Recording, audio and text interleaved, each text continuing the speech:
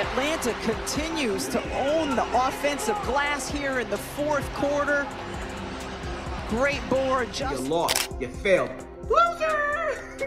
I don't even play basketball and I would have made that shot. And even if I didn't make that shot, I'd have did something funny. You know, I'd have did something funny.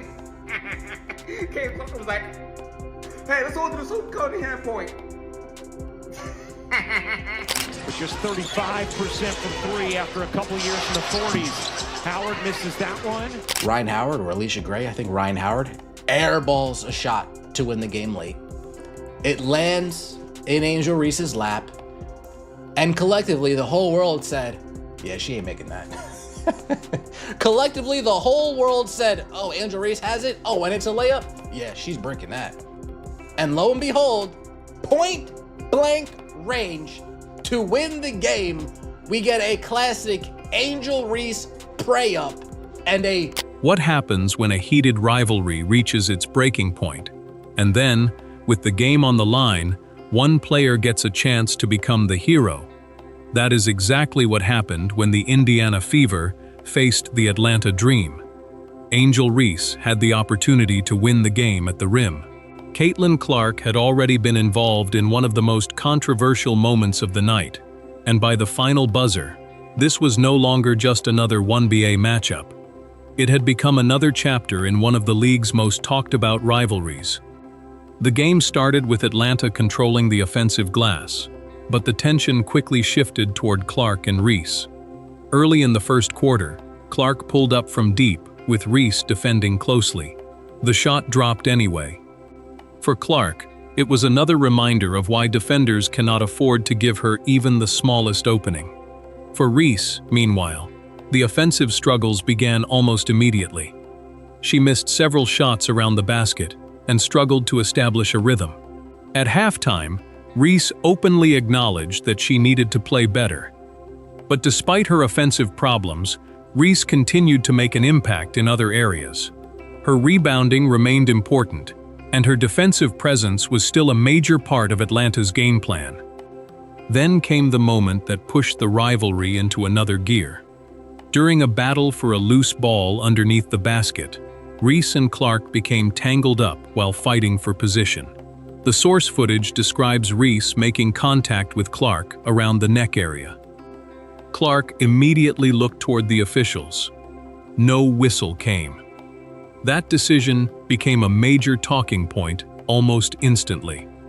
Fans online began debating whether the contact was simply part of an extremely physical rebounding battle or whether it crossed the line. Video clips spread rapidly, and once again, the Clark-Reese rivalry became bigger than the actual play on the court. But there was still a basketball game to finish, and that was where the real drama began.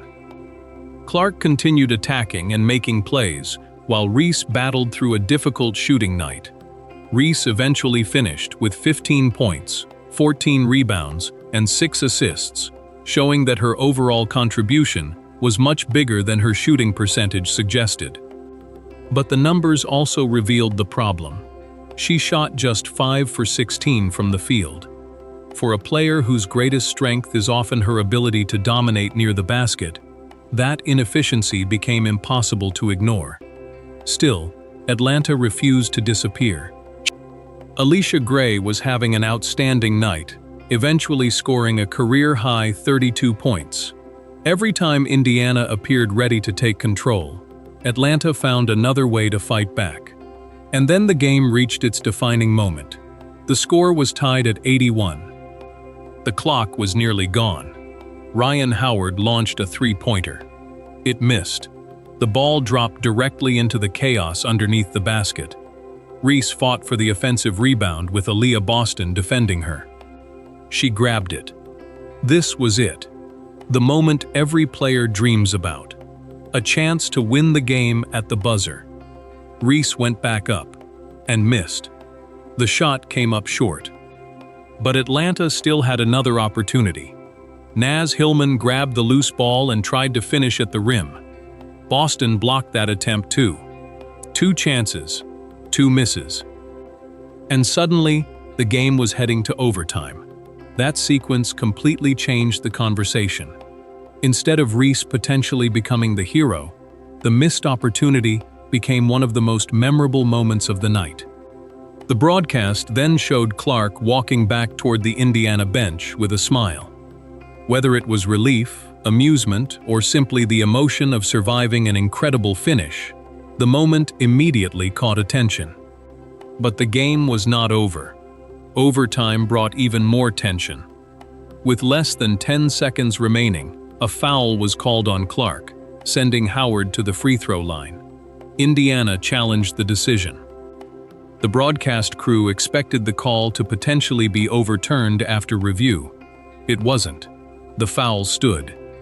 Howard calmly knocked down all 3 free throws, suddenly cutting Indiana's advantage to just 2 points. For a moment, Atlanta had another opening, but Indiana refused to let it slip away. With the clock running down, Atlanta was forced to foul. Clark stepped to the free throw line. 9.8 seconds remained. And Clark delivered. She calmly made both free throws, pushing Indiana's lead back to 4. That was the difference. Atlanta had chances. Reese had the biggest chance of all. But Indiana finished the job. And that is what makes this game so interesting. The story is not simply that Caitlin Clark scored 26 points and added 9 assists while Reese struggled offensively. The bigger story is that both players were tested in completely different ways. Clark dealt with intense physical pressure, questionable officiating, and the constant spotlight that follows every game involving her. Reese dealt with an extremely difficult shooting night, and then had the biggest opportunity of the game, sitting directly in front of her. She could have erased everything with one basket. She couldn't. And that is the brutal reality of professional sports. A player can rebound brilliantly. A player can defend. A player can fight for every possession. But when the biggest moment arrives, sometimes the entire story comes down to one shot. For Reese, this game will probably be remembered as the night she had the chance to win it and couldn't finish. For Clark, it became another example of her ability to stay composed when the pressure reached its highest point. And there is an even bigger picture here. The fever and the dream are both fighting for meaningful positioning, which means these games are not simply entertainment. Every win matters. Every possession matters. And every mistake can become the difference between moving forward and falling behind. That is why this rivalry continues to attract so much attention. Clark and Reese don't need to say anything to create drama. The scoreboard does it for them. Every matchup brings another storyline, another controversial play, another huge performance, another moment that spreads across social media. And this game had all of it. Physical defense, missed opportunities, questionable calls, overtime drama, and finally, a clutch finish from Caitlin Clark and the Indiana Fever. For Angel Reese, the lesson is simple but painful. The next opportunity has to be finished. Because the next time the ball lands in her hands with the game on the line, everyone will remember what happened here. And for Caitlin Clark, the message is just as clear. The rivalry isn't slowing down. If anything, it's getting bigger.